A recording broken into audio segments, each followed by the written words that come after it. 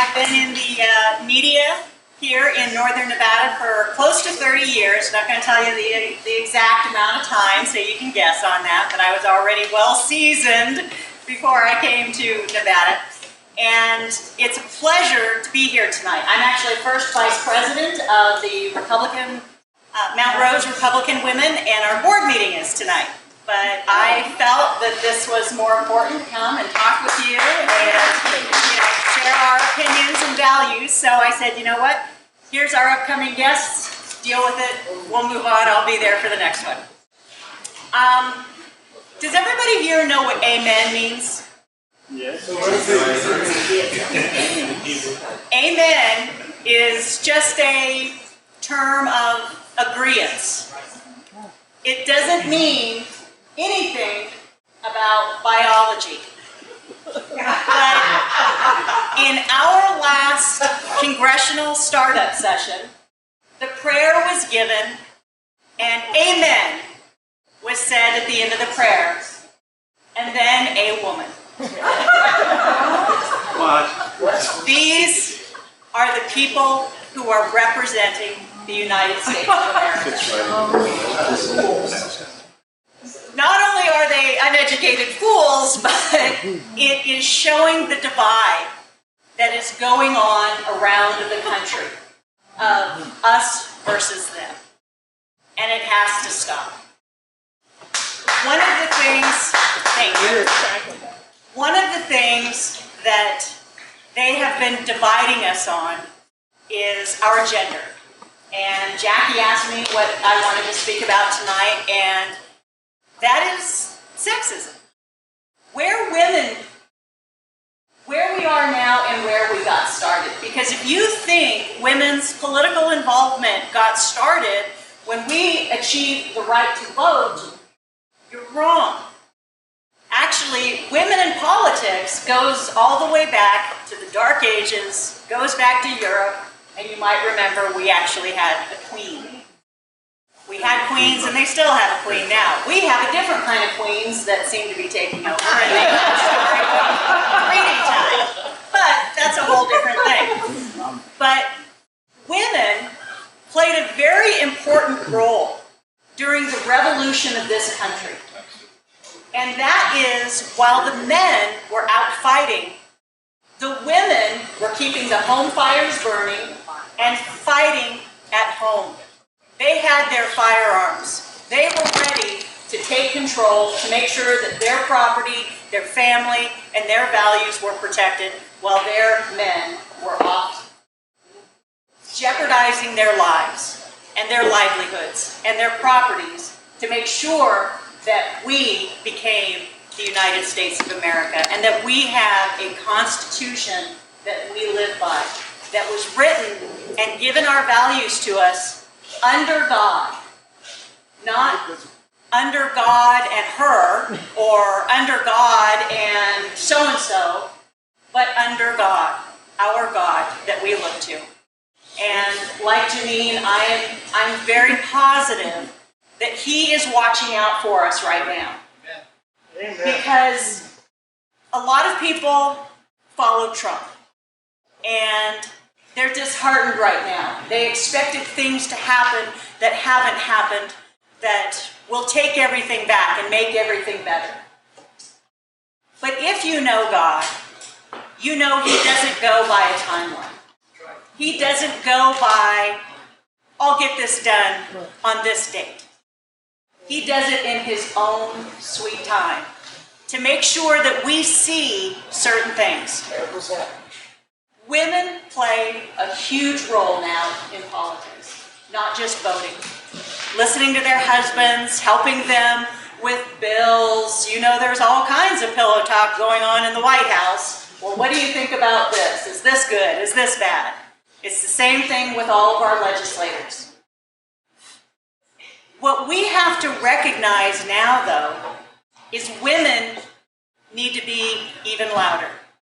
10,000 phone calls is awesome, but you know what? 10,000 voices on the street, 10,000 voices in commissioner meetings, 10,000 voices in city council meetings. We can't just make phone calls anymore. As Nicholas was pointing out, they need to see our faces.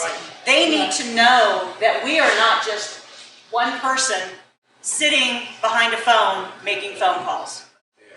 Because they have put us in a position where if we don't fight back now, then we are going to lose this country to communism. I am running for Congressional District 2 because, thank you. I have two of my campaign leaders here with me. I have my finance director, which is Sandra Linares, and my veterans for Monica, Ken Gray is sitting back there. He's also helping me write certain platforms. But the reason is because I've already been asked if I would consider running through a different party. And I had to backtrack and say, thank you so much, but I can't do that. I've been a Republican since I've been 18 years old. And I feel that it is more important for us to take back the Republican Party than to let it dissolve. And what we have to do is recognize the rhinos. We're all nice people. We're all good people. But that doesn't mean that we continue to vote for nice people if their ideals do not match ours.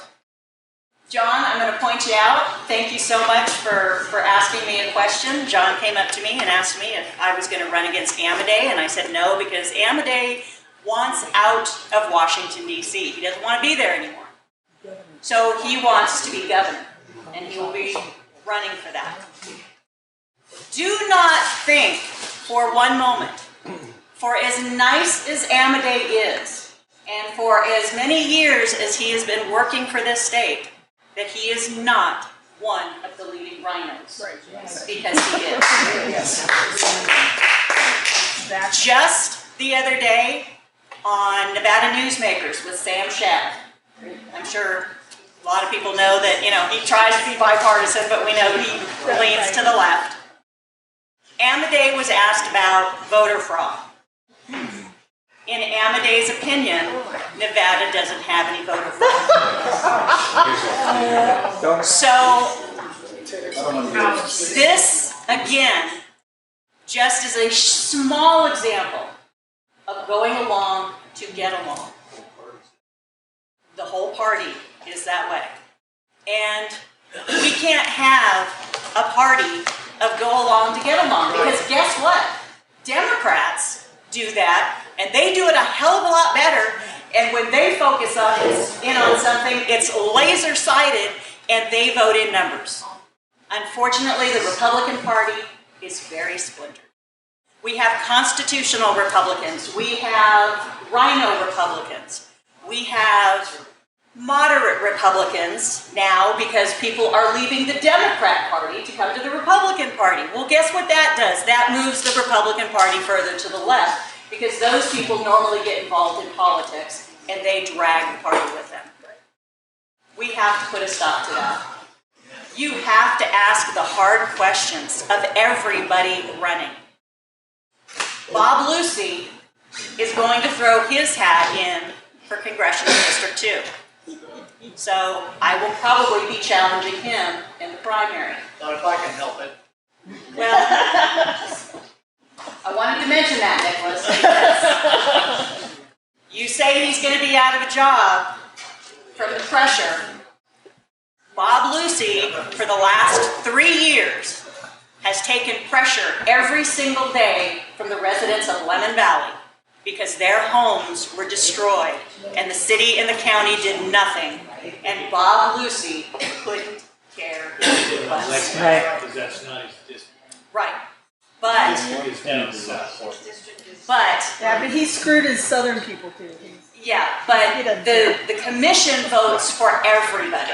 It's not specific district.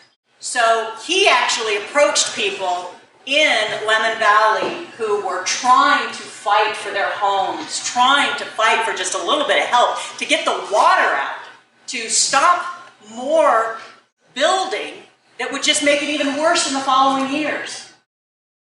And he told them, at least two specific women that I know, in one of the woman's own home, to sit down and shut up. This is not a man who speaks for anybody who has values that recognize the Constitution. And that's what I recognize. All of our rights are given to us by God. Our Constitution holds this for us. And if we don't start electing people, because unfortunately, that's how we have to speak our voice. Last time I spoke with Mark Amadei, who was a guest speaker at Mount Rose Republican Women's Club, I asked him if the federal government was going to do anything to help businesses, to help people open up, take advantage of their constitutional rights to have a business, to make a living, and not let the government intercede for a hoax, for a plandemic. And his response in front of 70 people was, elections have consequences. I didn't say that, but thank you very much. Yes. Elections do have consequences, and that's what we get when we elect rhinos. I was so excited to come here tonight and speak with you that I just threw a flyer together. Unfortunately, I didn't have my proofreader read it first, and there are a number of typos. My proofread flyer is now out amongst you somewhere because Jackie said, you're going to throw these away, because I was going to take them all home and throw them away, but I wanted you to have a little bit, so she said, no, you're going to throw these away, I'm going to hand them out. Whoever has the flyer with the notations on it, if you could check if you have a flyer, if I could get that one back. Oh, you have it, Denise, thank you so much. You win the jackpot. You win the jackpot. I have She probably put more notes on there. No, she's my proofreader. Oh, she sure is. Unfortunately, I had my husband proofread it, and then I had one of my campaign staff proofread it, and nobody caught it until it came to Carol. So I thank Carol very much. Well, guys, we're looking for content. So please don't judge the misspellings against me, but I am going to be inundated with hate, because a lot of people know me by name recognition from the fact that I've been in the media for close to 30 years here. I've already been told that everything I do by candidates who are going to primary me, that they are going to be scrutinizing every single thing I do, I say, I take as donations, I have out in the public. So it's going to be a long, hard fight for me, but I'm okay with that. Because this country, our freedoms are worth fighting for.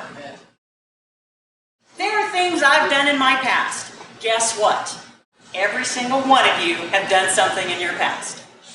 The difference between me and the other, Roger, I'm looking at you.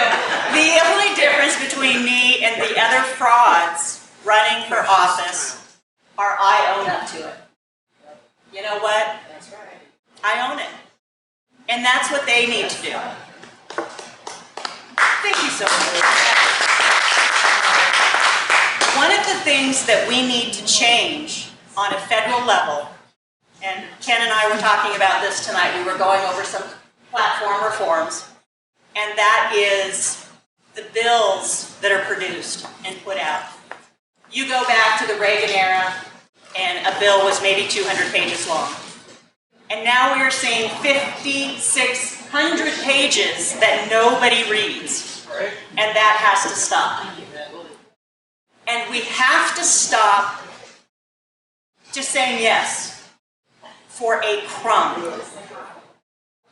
If you were offered $10,000 in stimulus relief, $10,000, if you were offered that, but buried in the bill somewhere, you gave up your First Amendment rights. Would you want someone to pass that bill in your name because you got $10,000 of stimulus relief? Well, that's what they do. They look at something and then they justify it. Well, I had to vote for it because it got relief money to the hardworking men and women of Nevada who need it so much right now. You know what? No, they don't. They need to open their businesses. They need to get their employees back to work, off the couch, off living of insurance, unemployment. Yeah, I know they paid into it, but guess what? We all paid into it. And we all want to work. And that's what I get at the radio station, that people are sick. They don't want to stay home. They're miserable. They want to work. They want to be productive. You know why? Because our parents raised us to be good citizens, to be good people, to go out and make a difference and accomplish something. Golden rule. Golden rule. My mother, when she was struggling as a single parent, she had a full-time job. Actually, it was over full-time because it was a family business. She went out and picked up a job throwing papers at 3 o'clock in the morning to make ends meet. Guess who got to get up out of bed and go help her throw those papers? But that was okay because I wasn't going to let my mom do it by herself. Things happen. Things happen all the time that throw us curveballs. But we have to get the federal government, the state government, the city, and the county, we have to get them off of our backs. Republicans, a true Republican, not a rhino, believes in less government. So for Settlemyre and a few others to sign on to a new office of New Americans, Office of New Americans, that's more bureaucracy. That's more government. That's not acceptable. Nobody wants to see anybody hurt. Nobody wants to see anybody die or out on the streets suffering, because we're all good people.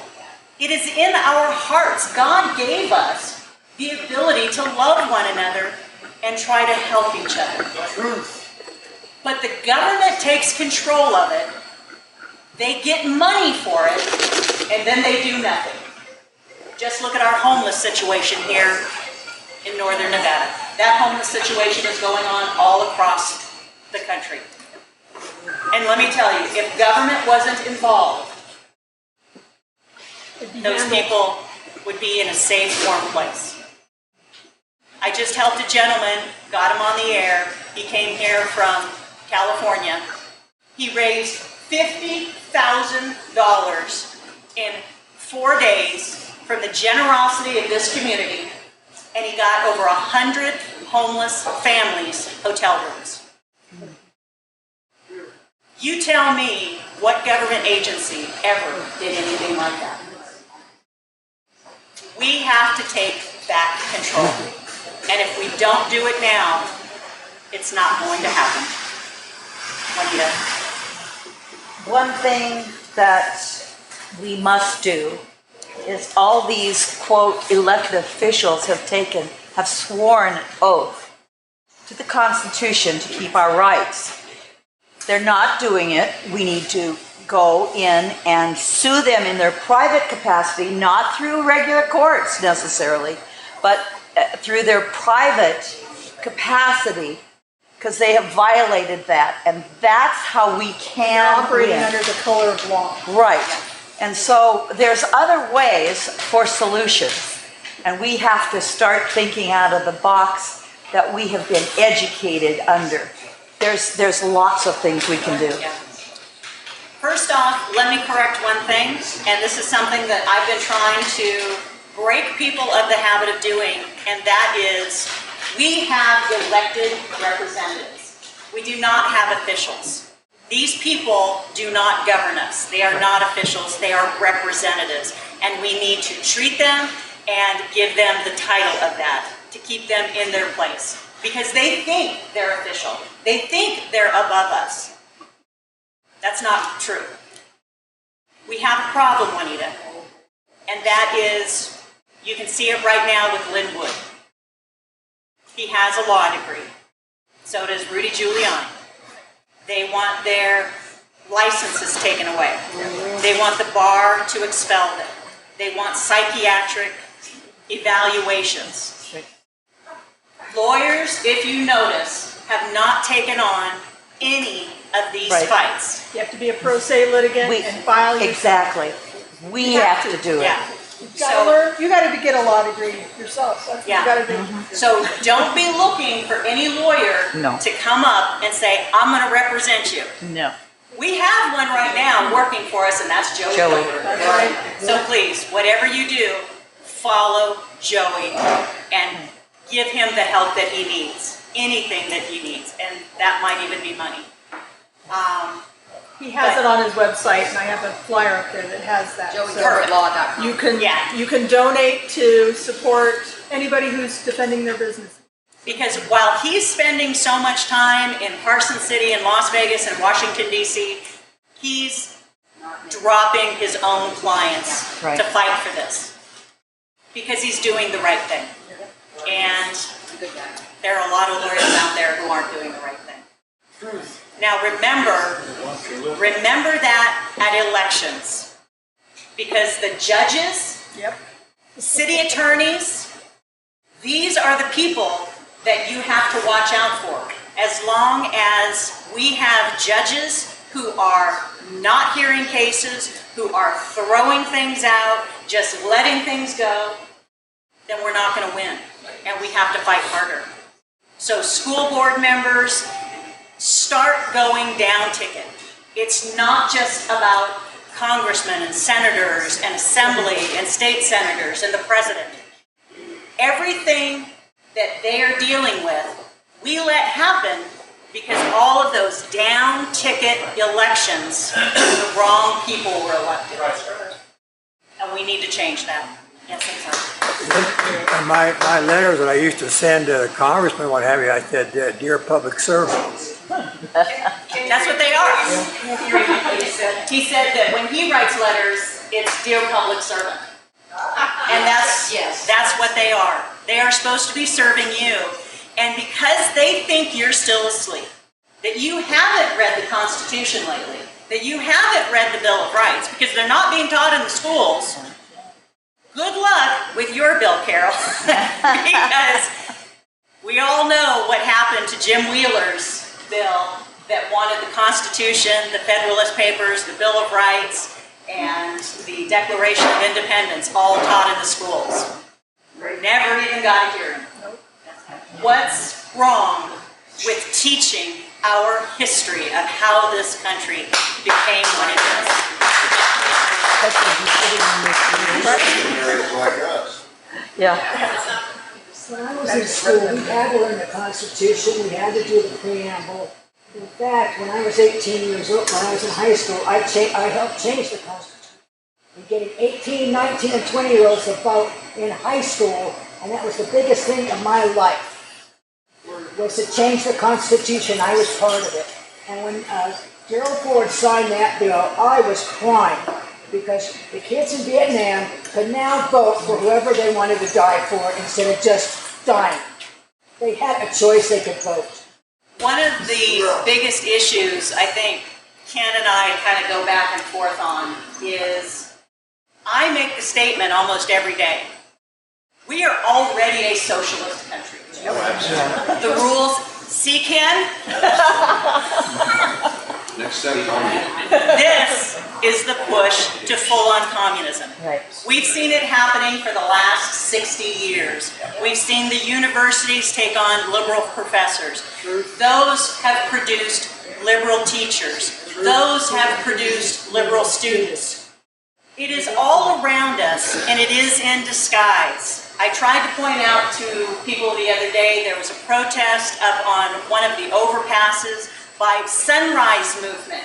Sunrise Movement, oh how cool. It's for the kids, to get the kids involved in what? Climate change. That this. It's the sunrise movement. If you go online and actually research the sunrise movement, they are no better than the BLM. No, they are. They train with Antifa tactics, and they want to use the kids as shields to keep us going towards the Green New Deal. And it can't happen. So if you know anybody, if you see anybody, if you hear anything about the Sunrise Movement, that group that just wants a healthy environment and a strong planet, know that they are completely financially and spiritually and emotionally backed by communists and Marxists. That's all it is. So I know I've used up a lot of time speaking tonight. Unfortunately, you had a radio personality come in, and I talk for 2 hours a day anyway, so. But I see when Jackie stands up, it's time to come. If you have any questions, please, my email, I always put it out there. You can always reach me at the radio station. My email's monica@991fmtalk.com. My cell number's on my business card that I give out. I always want to talk to people, whether you want to talk to me about my platforms, what I believe in, what my past is like, that is okay with me. I'm always an open book on the radio, and I'm always an open book in public. So I want to thank everybody for coming out and being part of the Washoe County Republican Assembly. Appreciate it. And please don't hold my misspellings against me. Jeannie, we'd like to hear from you. I've got a mic if you want to use it. Yes, please. Let's see how well you throw your voice. Uh-oh. Yeah, get the mic. Yeah, she needs a mic. Get the mic. She needs a mic. All right.